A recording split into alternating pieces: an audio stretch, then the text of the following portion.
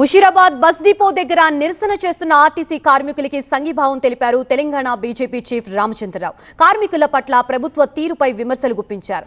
శంకర్ గౌడ్ది ముమ్మాటికి ప్రభుత్వ హత్య అన్నారు రామచంద్రరావు. ఇప్పటికైనా ప్రభుత్వం నిద్రమత్తు వదలాలని, ఆర్టీసీ కార్మికుల డిమాండ్స్ న్యాయంగా ఉన్నాయని, అమలు చేయనప్పుడు హామీలు ఎందుకు ఇవ్వాలని ఆయన అడిగారు. ఆర్టీసీ కార్మికులకి బీజేపీ అండగా ఉంటుందని రామచంద్రరావు అన్నారు. ప్రభుత్వంలో విలీనం చేయాలి అనేటటువంటి ఒక డిమాండ్ అయితే జెన్యూన్ డిమాండ్ ఉంది. కాబట్టి ఈరోజు శంకర్ గౌడ్ గారి యొక్క మరణం తర్వాత ప్రభుత్వం ఇప్పటికైనా కన్ను తెరవాలి.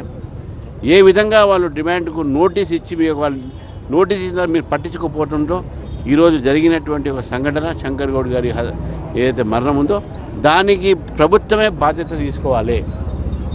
నేను ఆర్టీసీ ఎంప్లాయీస్ మరొకసారి కోరుతున్నాను, మీకు రాజకీయ పార్టీగా మేము మీతో ఉన్నాము.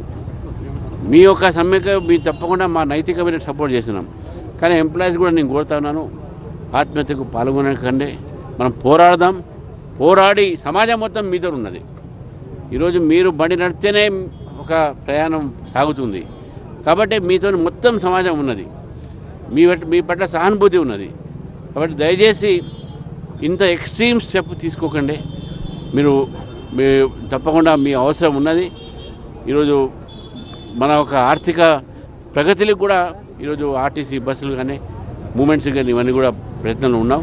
కాబట్టి మీ అందరికీ మరొకసారి మీ ద్వారా ఆర్టీసీ వారికి సపోర్ట్ చేస్తూ మరి వారిని కూడా నేను రిక్వెస్ట్ చేస్తూ ఉన్నాను. శంకర్ గౌడ్ మరణానికి ఈరోజు ప్రభుత్వమే కారణం అని చెప్పేసి మేము భావిస్తూ ఉన్నాం.